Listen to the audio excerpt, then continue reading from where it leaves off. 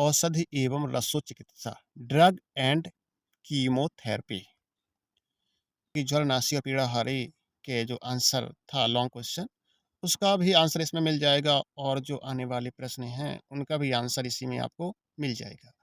तो ये हम ड्रग्स के बारे में बात करेंगे, हम जो टैबलेट होती हैं, गोलियाँ होती हैं, उनके बारे में बात करेंगे। औषधि क्या है? औषधि एकल रासायनिक या 2 या 2 से अधिक रासायनिक पदार्थों के संयोग रूप होते हैं। एक आदर्श औषधि को निम्नलिखित आवश्यकताओं को पूरा करना ज़रूरी होता है। कि होस्ट द्वारा इसको लिया जाता है, यानी जब किसी इंसान द्वारा या गाय हो, भैंस हो, कोई भी इसे खाता है, तो इसकी क्रिया स्थानीय रूप से होती है, लेकिन वास्तव में ऐसी कोई औषधि नहीं है जो इस तरह कार्य करे। मतलब इसमें कहा गया है कि जिस हम की गोली खाएँगे, ये वही दर्द ठीक होगा, जैसे पैर का दर्द होता है, तो गोली खाएँगे तो वो दर्द ठीक हो जाएगा। तो लेकिन वास्तविकता ऐसा नहीं है, वास्तविकता एक अलग ही है कि ये क्या कर देते हैं, जहाँ दर्द होता है, वहाँ नर्व का स्पंदन रोक देती हैं, नर्व का इम्पल्स रोक देती हैं, जिससे वहाँ पर हमारे जो मस्तिष्क है, वहाँ को उस दर्द को महसूस नहीं कर पाता है। इस तरीके से दर्द खत्म हो जाता है, कोई दर्द खत्म नहीं होता है। यह तंत्र में दाश्त एवं सुरक्षा के साथ क्रिया करनी चाहिए। इसका निम्न साइड इफ़ेक्ट व असर प्रभाव होना चाहिए। तो आप देख सकते हैं कि दाश्त एवं सुरक्षा के साथ क्रिया होनी चाहिए, तो यह तंत्र में ऐसा होना चाहिए और इसका निम्नतम साइड इफ़ेक्ट होना चाहिए, मतलब ऐसा होना चाहिए टैबलेट को, लेकिन ऐसा नहीं होता। तंत्र में दाश्त एवं सुरक्षा के साथ क्रिया होनी चाहिए, जो गोली है, तो इस प्रकार क्रिया करनी चाहिए, इसका नियम है। इसका निम्नतम कम से कम साइड इफ़ेक्ट होना चाहिए और होस्ट के ऊतकों के लिए हानिकारक नहीं होनी चाहिए गोलियाँ और कोशिका की औषधि के प्रति कुछ समय बाद अवरोधक नहीं होनी चाहिए। तो इस प्रकार की गोलियाँ होनी चाहिए, लेकिन ऐसी होती नहीं हैं। ये परिभाषा में बता दिया गया है। बहुत ही कम औषधि उपरोक्त स्थितियों को संतुष्ट करती हैं। तो इसमें स्पष्ट लिखा है कि बहुत कम ऐसी औषधियाँ हैं, जो बहुत कम ही ऐसी होती हैं, लेकिन औषधियों को ऐसा ही होना चाहिए, जैसा इसमें बताया गया है। प्रत्येक औषधि की एक उपयुक्त खुराक होती है, इसके नीचे इसका कोई प्रभाव नहीं होता है, इसके ऊपर यह वैशाली हो जाती है। तो इसमें बताया गया है कि औषधि होती है, एक निश्चित मात्रा में होती है, जैसे हमें 4 ग्राम औषधि किसी रोग में लेना है, तो हमें 4 ग्राम ही चाहिए। 50 एमजी में कोई टैबलेट लेना है, तो हमें 50 एमजी भी होना चाहिए।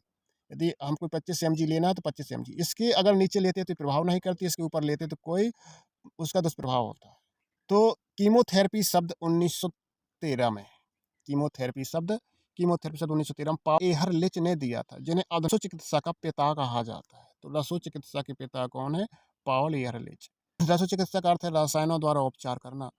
अच्छा, रसो चिकित्सा रसायनों द्वारा होस्ट को बिना हानिकारक प्रभाव के सूक्ष्म जीवों को नष्ट करना या हानि पहुंचाना ही होता है। रसो चिकित्सा का अर्थ ही यही होता है कि जो खाता है उसे बिना नुकसान पहुंचाए और जहां भी प्रभाव है उस प्रभाव को खत्म कर देना है, लेकिन ऐसा होता नहीं है। औषधियों के लिए इनकी क्रिया के आधार पर निम्न प्रकार से बाँटा गया है। तो सबसे पहले हम देख लेते हैं ज्वरनाशी, एंटीपायरेटिक। तो जैसा कि इसके नाम से स्पष्ट है, ज्वर का नाश करने वाली औषधि ज्वरनाशी। तो ज्वरनाशी ऐसी औषधि है जो ज्वर के समय किसके समय? ज्वरनाशी एक ऐसी औषधि जो ज्वर के समय शरीर के ताप को कम करने के लिए उपयुक्त होती है। केंद्रीय तंत्रिका तंत्र मुख्यतः हाइपोथैलेमस ताप उत्पादन तथा ताप हानि के मध्य संतुलन बनाकर शरीर के तापमान को नियंत्रित करती है। यह महत्वपूर्ण भूमिका निभाती है। इस तरह हाइपोथैलेमस हमारे शरीर का ताप नियंत्रक होता है। तो ज्वरनाशी ऐसी औषधि है जो ज्वर का नाश कर देते हैं, यानी कि ताप को कम कर देती है। वैसे ताप को कम करने वाला कौन सा अंग होता है? तो हाइपोथैलेमस। ज्वरनाशी थर्मोस्टेट सामान्यतः ताप पर सेट करते हैं। ज्वरनाशी क्या करते हैं? ज्वरनाशी थर्मोस्टेट को, मतलब ज्वरनाशी थर्मोस्टेट सामान्यतः ताप पर सेट करते हैं। ऊष्मा उत्पादन रोधित नहीं होता है, किंतु ऊष्मा की हानि परिरंभी रुधिर बहाव के बढ़ने के कारण बढ़ जाती है। इससे पसीने की दर बढ़ जाती है और इससे ऊष्मा की हानि होती है और शरीर का ताप कम हो जाता है। तो ये किस प्रकार से ताप कम करती हैं? तो आप देख लेते हैं कि जो ज्वरनाशी होती है, ये जो ताप कम कर देती हैं, सामान्य ताप को सेट कर देती हैं। ये क्या करती हैं? ऊष्मा को अवरोधित नहीं करती हैं। ये ऊष्मा को अवरोधित नहीं करती, किंतु ऊष्मा की हानि करती हैं। क्या करती हैं? ऊष्मा की हानि करती हैं और रुधिर के बहाव को बढ़ा देती हैं। रुधिर के बहाव को बढ़ा देती हैं, जिससे हमें क्या आता है? पसीना आता है, जिससे हमारा तापमान कम हो जाता है। जिससे हमारा क्या हो जाता है? तापमान कम हो जाता है। जिससे हमारा तापमान कम हो जाता है। जैसे टैबलेट कौन सी होती है? एस्पिरिन होती है। और एक महत्वपूर्ण ज्वरनाशी है, और ज्वरनाशी में फेनिसिटीन होती है, पैरासिटामोल होती है और नोवाल्जिन होती है और फेनिलब्यूटाजॉन। ज्वरनाशी की जो स्ट्रक्चर है टैबलेटों की वो फेनासिटैन की ये है, और फेनासिटैन की ये है, और पैरासिटामोल की ये है, और मेथासिटीन की ये है। ये स्ट्रक्चर है। ये पीड़ाहारी या दर्दनाशक औषधियाँ, वे औषधियाँ जो पीड़ा को कम करती हैं। किसको कम करती हैं? वे औषधियाँ जो पीड़ा को कम करती हैं या पीड़ा दूर करती हैं, पीड़ाहारी कहलाती हैं। ये 2 प्रकार की होती हैं, एक तो नारकोटिक्स और अनारकोटिक्स। तो नारकोटिक्स क्या हैं? नारकोटिक्स होती हैं जी ओपियम समूह की होती हैं, ओपियम समूह की। जैसे मॉर्फिन, कोडीन और हेरोइन आदि कुछ नारकोटिक्स हैं। ये पीड़ा को कम करने के साथ निद्रा भी उत्पन्न करती हैं। यानी कि अधिक मात्रा में लेने पर इंसान संज्ञाविहीन हो जाता है, यानी कि उसको चूटियाँ लेते रहो तो उससे कोई फ़र्क नहीं पड़ता है। संज्ञाविहीन उत्पन्न हो जाती है। अधिक उपयोग करने से इनकी आदत पड़ जाती है। ये नशीली दवाएँ हैं जो मॉर्फिन, कोडीन, हेरोइन हैं, जैसे अफ़ीम, गांजा टाइप की औषधियाँ हैं, जो ये इनके लेने की आदत पड़ जाती है और इनकी लत पड़ जाती है। अब है अनारकोटिक्स औषधियाँ। अनारकोटिक्स औषधियाँ ये पोटेंट नहीं होती और ना ही इनको लेने की आदत पड़ती है। ये सामान्य औषधियाँ एस्पिरिन तथा एनाल्जिन है। तो एस्पिरिन आपकी पीड़ाहारी भी थी और आपकी ज्वरनाशी भी थी। तो आप देख सकते हैं इनकी स्ट्रक्चर है। आइब्रोफेन, आइब्रोफेन आपने देखा होगा पैरासिटामोल जैसे कि आपका डिक्लोज़न आता है, और पैरासिटामोल भी पीड़ा को हर लेती है। तो कॉम्बिफ्लेम आती है, कॉम्बिफ्लेम में आइब्रोफेन होती है, साथ में मिली होती है पैरासिटामोल, तो ये ज्वरनाशी भी होती है और पीड़ाहारी भी होती है। को आप देख सकते हैं एंटी माइक्रोबियल। तो ऐसे रासायनिक पदार्थ जिनका उपयोग सूक्ष्म जीवों द्वारा उत्पन्न किए गए संक्रमण को दूर करने में किया जाता है।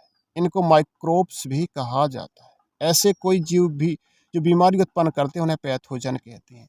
तो जो जीव बीमारी उत्पन्न करते हैं, उन्हें हम पैथोजन कहते हैं। तो सूक्ष्म जीवों द्वारा उत्पन्न बीमारियों का नियंत्रण निम्न 3 विधियों द्वारा किया जा सकता है।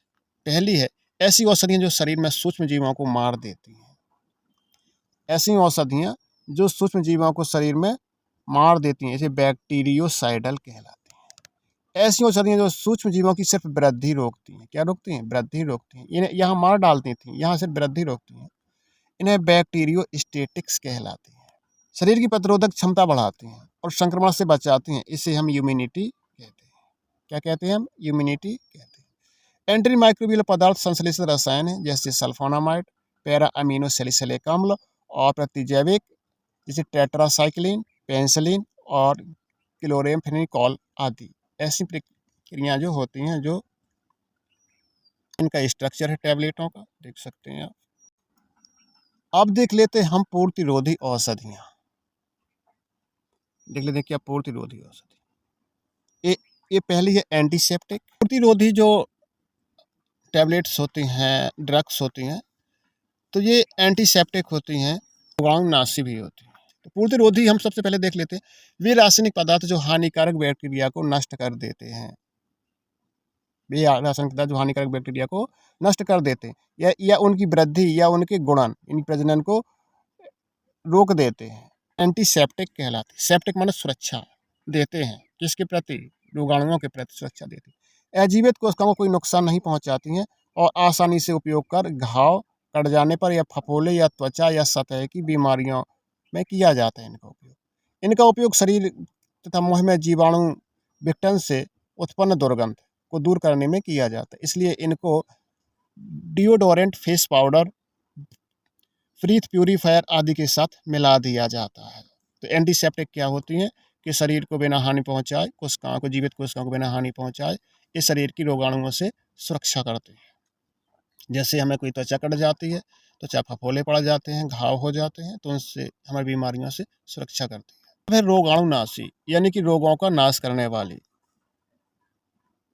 ऐसे रासायनिक पदार्थ जिनका उपयोग सूक्ष्म जीवों को नष्ट करने में किया जाता है, किंतु इनको जीवित कोशिकाओं पर प्रयोग नहीं किया जा सकता है, रोगाणुनाशी कहलाती है।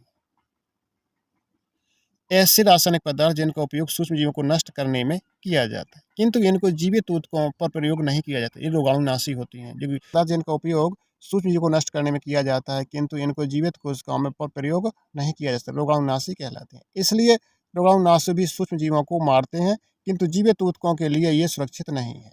रोगाणुनाशी जल परीक्षण तथा मानव स्वास्थ्य में महत्वपूर्ण भूमिका अदा करते हैं। इनका उपयोग फर्श संयंत्रों में आदि को निर्जमीकरण करने में किया जाता है। तो रोगाणुनाशी को क्या है, हम जीवित लोगों को या मतलब जीवित जीवों को ये नहीं देते हैं। ये हम जैसे पानी को शुद्ध करना है या पानी में डालना है, कीटाणुओं को मारना है, तो उसमें हम इनका उपयोग करते हैं रोगाणुनाशी का। कुछ पदार्थ रोगाणुनाशी तथा प्रतिजैविक दोनों होते हैं।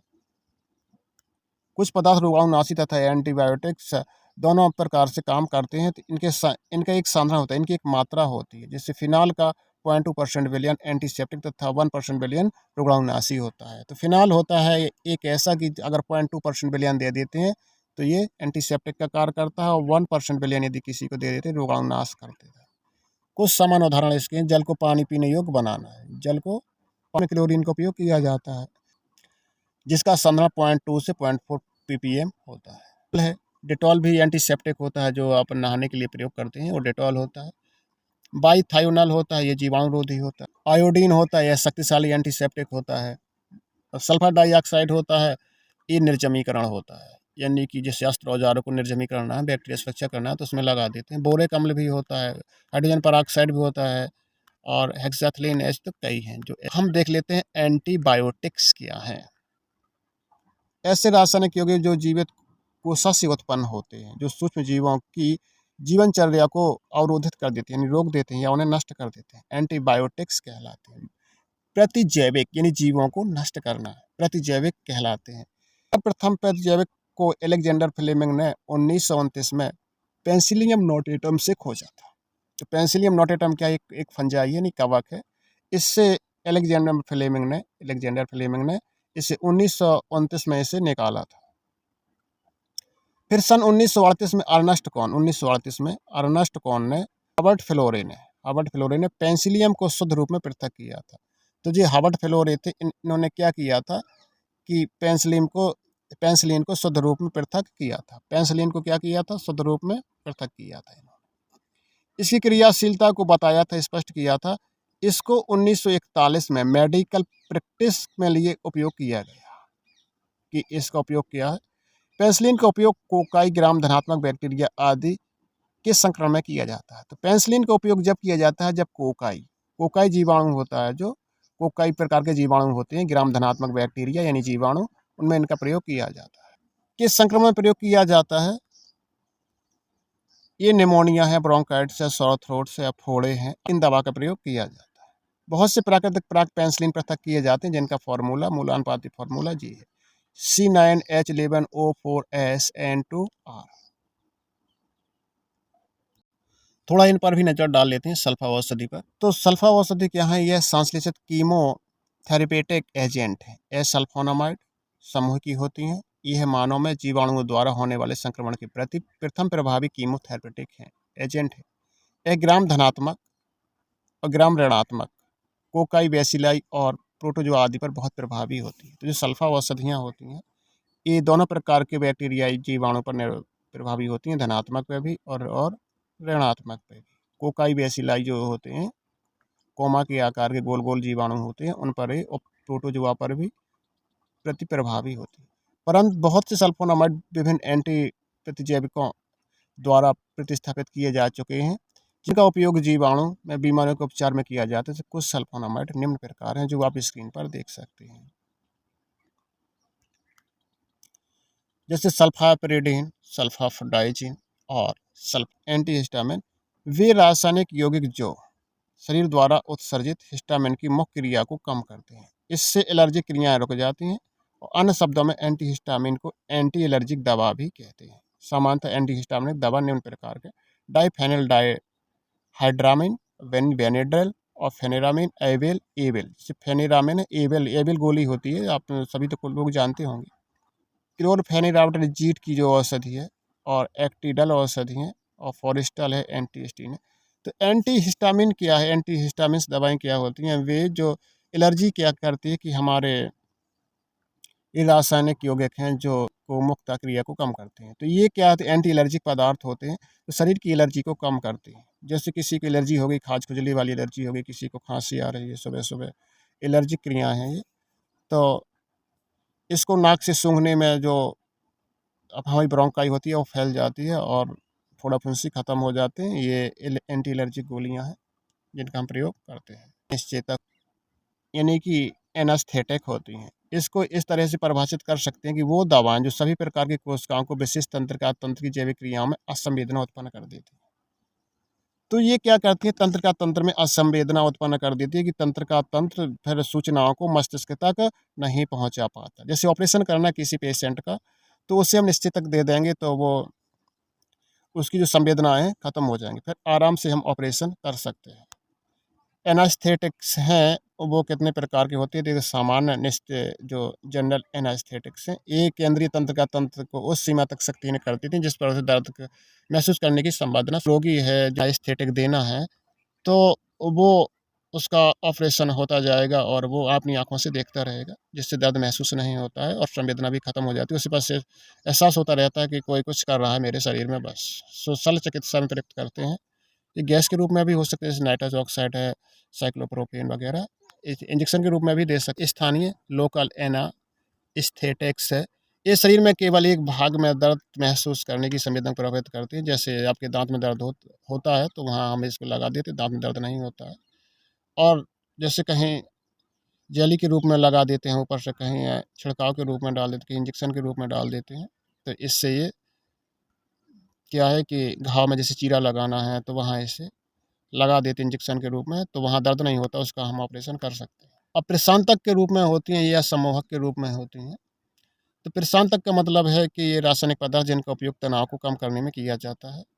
जैसे टेंशन होती है तो इसको गोली को खा लो तो या तो टेंशन नहीं रहती है। तो प्रशांतक कहलाते हैं, इनका उपयोग मस्तिष्क के तनाव को कम करने में एवं व्याकुलता कम करने में होता है।